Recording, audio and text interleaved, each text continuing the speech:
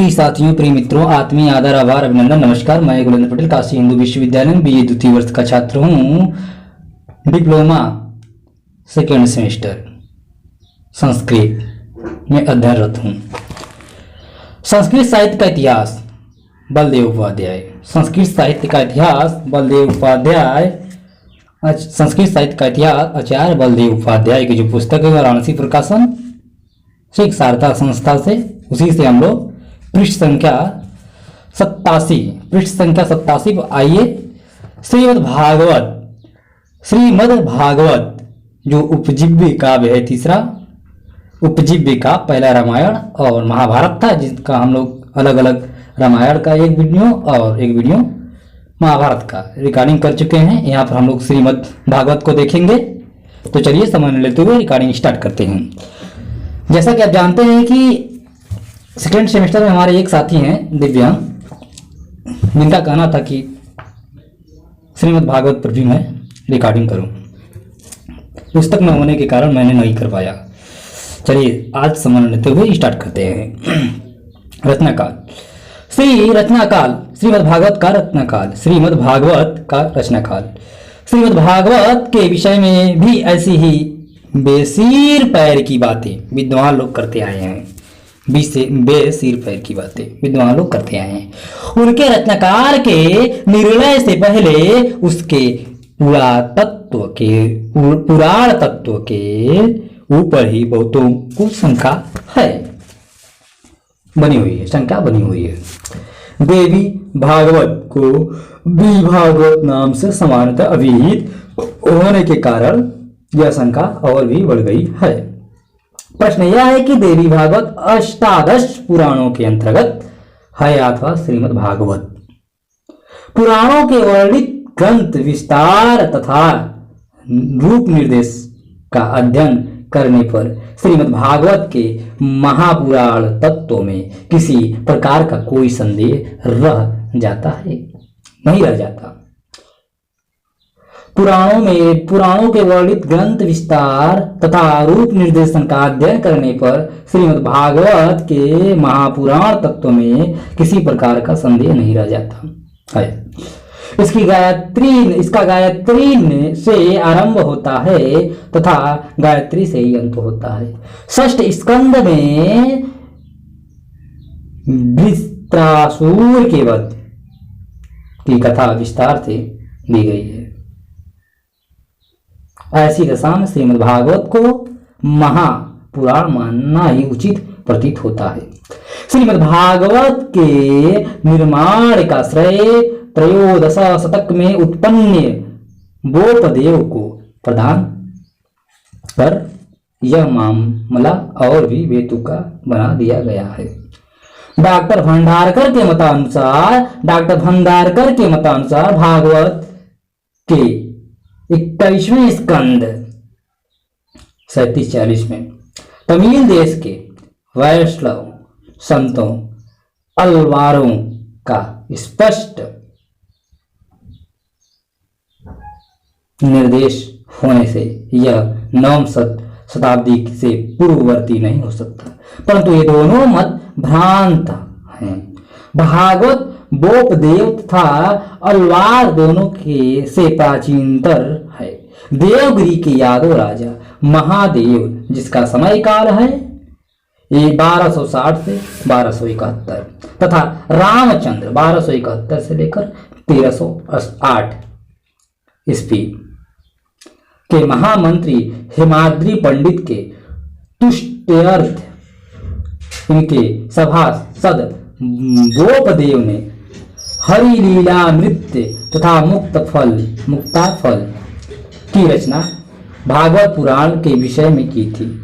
हरिलीलामृत में भागवत के स्कंदों तथा अध्यायों की विशिष्ट सूची है और यह भागवत अनुक्रमणीय के नाम से भी अभिहित किया जाता है। मुक्ताफल भागवत के नाना रसात्मक कमनीय पदों का एक सुललित संग्रह है। हेमाद्री ने चतुर्वर्ग चिंतामणि में प्रमाण देने के निमित्त भागवत के श्लोकों को उद्धृत किया है। यदि बोपदेव ही इसके सच्चे रचयिता होते तो मुक्ता फल जैसे संग्रह की न तो कोई आवश्यकता होती और न हेमाद्रि के द्वारा प्रमाणार्थ उद्धरण का कोई स्वारस्य होता। तथ्य यह है कि भागवत त्रयोदश शतक में विद्यमान इन ग्रंथकारों से बहुत प्राचीन है। द्वैत मत के संस्थापक मध्वाचार्य, जिनका जन्म काल है 1199 ईस्वी लगभग, ने भागवत के मूल तात्पर्य के प्रकटन के निमित्त भागवत तात्पर्य निर्णय नामक स्वतंत्र ग्रंथ का प्रणयन किया है।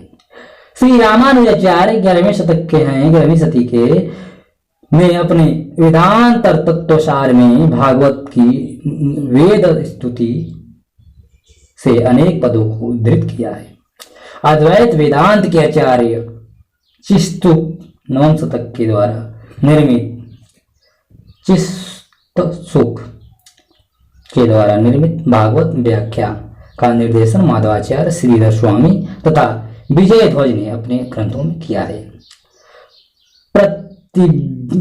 प्रत्यभिज्ञा दर्शन के मान्याचार्य अभिनव गुप्त, जो 10वीं शतक के हैं, ने अपनी गीता टीका में भागवत के द्वितीय तथा एकदश स्कंद से कतिपय पदों को उद्धृत किया है। माठर ने सांख्यकारिका की माठरवृत्ति में, जिसकी चीनी अनुवाद 577 ईस्वी से 561 ईस्वी के बीच में की गई कभी हुआ था, भागवत से 2 श्लोकों को प्रमाण रूप में उपन्यस्त किया है। शंकराचार्य ने 7वें शतक के हैं, ने अपने गोविंदाष्टक तथा प्रबोध सुधाकर में श्री कृष्ण के स्तुति प्रसंग में ऐसी घटनाओं का उल्लेख किया है जो भागवत में ही उपलब्ध होती है, जैसे मिट्टी खाने के बाद मुख से भीतर अखिल ब्रह्मांड का दर्शन। इतना ही नहीं, शंकराचार्य के दादा गुरु गौड़पादाचार्य ने पंचीकरण व्याख्या में जगृहे पौरुषम रूपम को तथा उत्तर गीता की टीका में श्रेय श्रुतम भक्ति मुदस्य ते विभो का भागवत के नाम के साथ उद्धृत किया है। गौड़पाद का काल आधुनिक गणना के अनुसार भी 6ठ शतक से अवार्चिन नहीं हो सकता। ऐसी दशा में गौड़पाद के निसंदिग्ध उद्धरण के कारण भागवत 6ठ शतक से कतिपय शताब्दी प्राचीनतर ही सिद्ध होता है। पद्म पुराण के भागवत महात्म्य के अनुसार तो श्री कृष्ण के इस धराधाम के 30 वर्ष छोड़ने के बाद 30 वर्ष छोड़ने के बाद भाद्रस्कूल नवमी को शुकदेव जी ने महाराज परीक्षित को यह कथा सुनाई थी। फलतः भागवत की रचना कलयुग आरंभ होने के 30 वर्ष के भीतर ही हुई थी। इस प्रकार भारतीय परंपरा के अनुसार इसे 5000 वर्ष पुराना होना चाहिए। टीका संपत्ति देख लीजिए। टीका संपत्ति श्रीमद् भागवत पांडित्य की कसौटी माना जाता है। यह समस्त श्रुतियों का सार है, महाभारत का तात्पर्य निर्णायक है तथा ब्रह्म सूत्रों का भाष्य है। अनेक स्थलों पर श्रुतियों के प्रसिद्ध मंत्र स्वल्प शब्दांतर के साथ यहाँ संग्रहित किए गए हैं। ब्रह्मात्मकत्व का प्रतिपादन प्रधान विषय तथा कैवल्य ही इसके निर्माण का एकमात्र प्रयोजन होने से श्रीमद् भागवत नितांत वैदुष्य पूरी तर्क बहुल और सेमुषिगम्य है। विद्यावताम भगवते परीक्षा की लोक उक्ति तथा न तथ्यवाद है, अर्थवाद नहीं। इन दार्शनिक गुत्थियों को सुलझाने के लिए ही मध्ययुगीन प्रत्येक वैष्णव संप्रदाय के आचार्यों ने इसके ऊपर टीका तथा व्याख्या का प्रणयन कर इसे सुबोध और लोकप्रिय बनाने का श्लाघ्य प्रयास किया, भागीरथ प्रयास किया। टीका संपत्ति की दृष्टि से भी यह ग्रंथ रत्न अनुमेय है। चिक्खु आचार्य निर्मित आद्य टीका केवल निर्देश मात्र है, उपलब्ध नहीं। सबसे अधिक प्राचीन तथा प्रमाणिक टीका श्रीधर स्वामी की है, जो नृसिंह भगवान के प्रसाद से भागवत के रहस्यवेत्ता माने जाते हैं। लघुकाय होने पर भी श्रीधरी निसंदेह निष्पक्ष तथा सर्वश्रेष्ठ भागवत व्याख्या है। विशिष्टाद्वैत संप्रदाय के मान्य टीकाकार सुदर्शन सूरी के सुक पच्छिया तथा वीर राघवाचार्य की भागवत चंद्रिका दोनों श्री वैष्णव में आदरणीय तथा उपादेय व्याख्याएं हैं। विजय ध्वज तीर्थ रचित पद रत्नावली माधवा संप्रदाय के अनुकूल भागवत की प्रौढ़ टीका है, जिसमें श्रीधरी की अपेक्षा भागवत के पाठों तथा अध्यायों में भी पर्याप्त पार्थक्य है। चैतन्य संप्रदाय में श्रीधरी की मान्यता छूली है, परंतु इसके अतिरिक्त भी सनातन गोस्वामी की 10 स्कंदम पर बृहद वैष्णव तोषिणी जीव गोस्वामी की समग्र भागवत पर कर्म संदर्भ तथा विश्वनाथ चक्रवर्ती की सारार्थ दर्शनी व्याख्याएं नितांत प्रौढ़ तथा सार दर्शनी है। जीव गोस्वामी का षष्ठ संदर्भ तो भागवत के आध्यात्मिक तत्व ज्ञान का नितांत प्रमाणिक विवेचन है।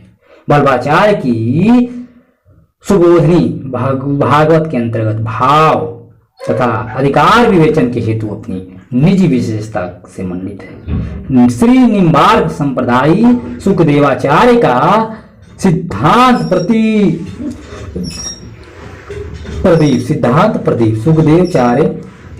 सुखदेवाचार्य का सिद्धांत प्रदीप संक्षिप्त होने पर भी संप्रदाय के सिद्धांतों का भव्य प्रदर्शक है। इन प्राचीन प्रधान टीकाओं के अतिरिक्त अनेक आधुनिक टीकाएं भी उपलब्ध है। श्री हरि की हरि भक्ति रसायन नामक पद्यात्मक टीका, रचनाकाल जिसका देखे तो 1751 शक संवत है, 1759 शक संवत है। भागवत के मधुर भावों के प्रदर्शन में नितांत कृत्यकारी तथा सफल है। भागवत की यह विशाल व्याख्या संपत्ति भक्ति शास्त्र के सिद्धांतों को समझने के लिए एक भव्य ग्रंथ राशि प्रस्तुत करती है। काव्य सौंदर्य श्रीमद् भागवत की कविता में अद्भुत चमत्कार है, जो सैकड़ों वर्षों से सहृदय पाठकों को अपनी शब्द मद माधुरी तथा अर्थ चातुरी से हठायत आकृष्ट करता रहा है। नवीन साहित्यिक परिस्थिति के उदय ने भी इस आकर्षण में किसी प्रकार की न्यूनता उत्पन्न नहीं की है।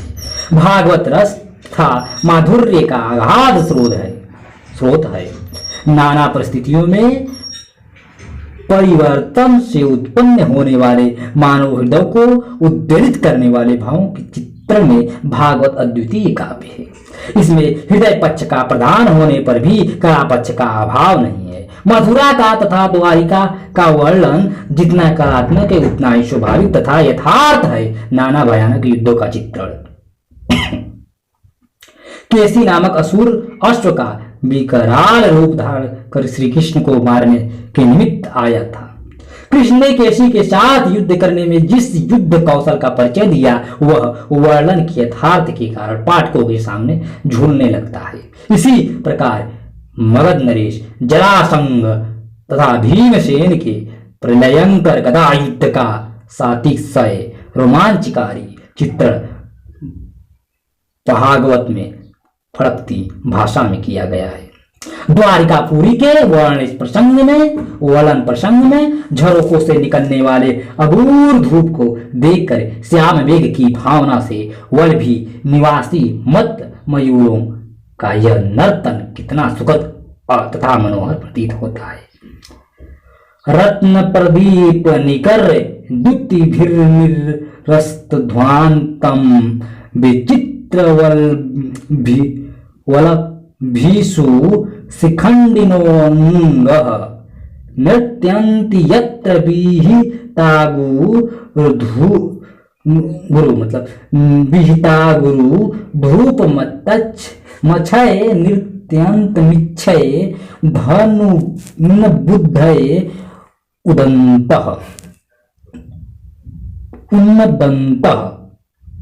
उतना ही स्वाभाविक है जितना मधुपुरी में कृष्णचंद्र के आगमन की वार्ता सुनकर उत्तात वली में अपनी श्रृंगार भूषा को बिना समाप्त किए ही झरोखों से झोंकने वाली ललित ललानों का ललाम वर्णन आलोचना की दृष्टि में भगवान का ऋतु वर्णन भी आध्यात्मिक दृष्टि से प्रस्तुत करने के लिए नितांत प्रख्यात है।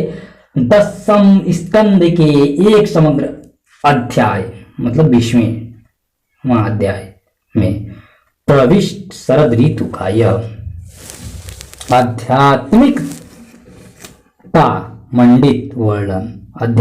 मंडित वर्णन वस्तुतः अनुपम तथा चमत्कारी है। वर्षा की धाराओं से तांडित होने पर किंचित मात्र भी व्यतीत न होने वाले पर्वतों की समता उन भगवत निष्ठा भक्त जनों के साथ दी गई है जो विपत्तियों के द्वारा प्रताड़ित होने पर भी किसी प्रकार का क्षुब्ध नहीं होते। पवन से ऊंची उठती हुई तरंगमाला से युक्त समुद्र नदियों के समागम से उसी प्रकार क्षुब्ध होता है जिस प्रकार कच्चे योगी का वासना पूर्ण चित्त विषयों के संपर्क में पड़कर शुद्ध हो उठता है। शरद भी उतनी ही चातुरता के साथ वर्षा का अंदर आती है और अपनी रुचिता की भव्य झांकी पृथ्वी तल पर दिखलाती है। रात के समय चंद्रमा प्राणियों के सूर्य की किरणों से उत्पन्न ताप को दूर करता है। विमल ताराओं से मंडित मेघहीन गगन मंडल उसी तरह चमकता है जिस प्रकार शब्द ब्रह्म के द्वारा अर्थ का दर्शन प्राप्त कर योगियों का सात्विक चित्त विकसित होता है। खम शोभत निर्मघम शरद विमलतारकम स्वत्युक्तम यथाचित्तम शब्द ब्रह्मार्थम दर्शनम। गोसाई तुलसीदास का सुप्रसिद्ध वर्षा तथा शब्द वर्णन भागवत के इसी वर्णन के आधार पर है। इसे विशेष रूप से बतलाने की आवश्यकता नहीं है, परंतु भागवत का सबसे अधिक मधुर तथा सुंदर अंश वह है जहाँ गोपियों की कृष्ण के प्रति ललित प्रेम लीला का रुचिर चित्रण है। गोपियां भगवान श्री कृष्ण के चरणा बिंदों पर अपने जीवन को समर्पण करने वाली भगवत निष्ठा प्रेम गायें ठहरी। उनकी संयोग तथा वियोग उभय पाकर की भावनाओं के चित्रण में कवि ने अपनी गहरी अनुभूति तथा गंभीर मनोवैज्ञानिक भाव विश्लेषण का पूर्ण परिचय दिया है। ऐसे प्रसंग जहां वक्ता अपने हृदय की अंतरंतम गुहा में कल्लोलित भावों को अभिव्यक्त करता है, गीत के नाम से अभिहित किए गए हैं। इन गीतों का प्राचुर्य 10 स्कंद में उपलब्ध होता है। वेणु गीत, गोपी गीत, युगल गीत, महिषी गीत आदि भागवत के ऐसे ललित प्रसंग हैं जिसमें कवि की वाणी अपनी भव्य माधुरी प्रदर्शित कर रसिकों के हृदय में उस मनोरम रस की सृष्टि करती है जिससे आलोचक भागवत रस के महनीय नाम से पुकारते हैं। कृष्ण के विरह में व्याकुल महिषी जनों का यह उपालंब कितना मीठा है तथा तल स्पर्शी। कहते हैं कुर्री विलपसि त्वं वित्तनिद्रानाशेषे स्वपिति जगति रात्र्यामीश्वरो गुप्तबोधः वयमीव सखी कदिच्च गाढ़ निर्भयत चेता नलीन नयन हासोदार लक्षितेन। हे कुरी कुररी, हे कुररी, संसार में सब ओर सन्नाटा छाया हुआ है। इस प्रकार इस समय स्वयं भगवान अपना अखंड बोध छिपाकर सो रहे हैं, परंतु तुझे नींद नहीं। सखी, कहीं कमल नयन भगवान के मधुर हास्य और लीला भरी उदार चितवन से तेरा हृदय भी हमारी ही तरह बीत तो नहीं गया है। वेणुगीत में श्री कृष्ण के मुरली वादन के विश्वव्यापी प्रभाव का वर्णन इतना सूक्ष्मता तथा इतनी मधुरता से किया गया है कि पाठक के हृदय में एक अद्भुत चमत्कार उत्पन्न हो जाता है। मुरली का प्रभाव केवल जंगम प्राणियों के ऊपर ही नहीं, प्रत्युत्तर अस्थावर जगत में भी उतना ही जागरूक तथा क्रियाशील है। नदियों का वेणु गीत को आकर्षण कर यह याचरण जितना मधुर है उतना ही स्वाभाविक है। नदस्तदा तदुर्धार्य मुकुंद गीत मावर्त लक्षित मनोभाव भग्निवेगाः आलिंगनत गीत मुरलीभुज जन्मुर्राग रे हलंती पादयुगलम कम लो पहारा। नदियां भी मुकुंद के गीत को सुनकर भंवरों के द्वारा अपने हृदय में श्याम सुंदर से मिलने की तीव्र आकांक्षा को प्रकट कर रही हैं। उसके कारण इनका प्रवाह रुक गया। ये अपने तरंगों के हाथों से उनका चरण पकड़कर कमल के फूलों का उपहार चढ़ा रही हैं और उनका आलिंगन कर रही हैं, मानो उनके चरणों पर अपना हृदय ही निछावर कर रही हैं। रास पंचाध्यायी भागवत का हृदय है, जिसमें व्यास जी ने कृष्ण और गोपियों के बीच रास लीला का सुमधुर वर्णन किया है। इनका आध्यात्मिक महत्व जितना अधिक है, साहित्यिक गौरव भी उतना ही विपुल है। गोपियों ने श्री कृष्ण के अंतर्ध्यान होने पर अपने भावों की अभिव्यक्ति जिन कोमल शब्दों में की है वह नितांत रुचिर तथा सरस है। गोपी गीत का यह पद्य कितना सरल तथा सरस है, देखिए। तव कथा मित्रम तप्तजीवम कविभिरीडितम कल्मषापहं श्रवणं मंगलम श्रीमदाततं भुवि गृह्णन्ति ते भूरिदा जनाः। अर्थात आपकी कथा अमृत है, क्योंकि वह संतप्त प्राणियों को जीवन देती है। ब्रह्मज्ञानियों ने भी वेद भोग्य अमृत को तुच्छ समझकर उसकी प्रशंसा की है। वह सब पापों को हरने वाली है, अर्थात काम में कर्म का निराश करने वाली है। श्रवण मात्र से मंगल कारणी और अत्यंत शांत है। ऐसे तुम्हारे कथा अमृत को विस्तार के साथ जो पुरुष गाते हैं, उन्होंने पूर्व जन्म में बहुत दान किए हैं। वे जो गाते हैं मंगल कारणी बहुत दान किए हैं, वे बड़े पुण्य आत्मा हैं। इसी शब्द माधुरी तथा भाव माधुरी के कारण भागवत शताब्दियों से भक्ति प्रवण भक्तों तथा कवियों को संभावेन उत्साह स्फूर्ति तथा प्रेरणा देता चला आ रहा है। आज भी उनकी उपजीविता किसी भी अंश में घटकर नहीं है। श्री कृष्ण भक्त कवि का वर्ण विषय है। बाल कृष्ण की माधुर्य गर्भित ललित लीलाएं, फलतः उसकी दृष्टि कृष्ण के लोक रंजन रूप के ऊपर ही टिकी रहती है। भगवान मानव की कोमल रागात्मिकता वृत्तियों की अभिव्यक्ति में कृष्ण भक्त कवि सर्वथा कृतकार्य तथा समर्थ होता है। वैष्णव धर्म के उत्कृष्ट प्रभाव से भारतीय साहित्य सौंदर्य तथा माधुर्य का उत्साह है। जीवन की कोमल तथा ललित भावनाओं का अक्षय स्रोत है। जीवन सरिता को सरस मार्ग पर प्रवाहित करने वाला मानसरोवर है। हमारे साहित्य में प्रगीत मुक्तकों से प्राचुर्य का रहस्य इसी व्यापक प्रभाव के भीतर छिपा हुआ है।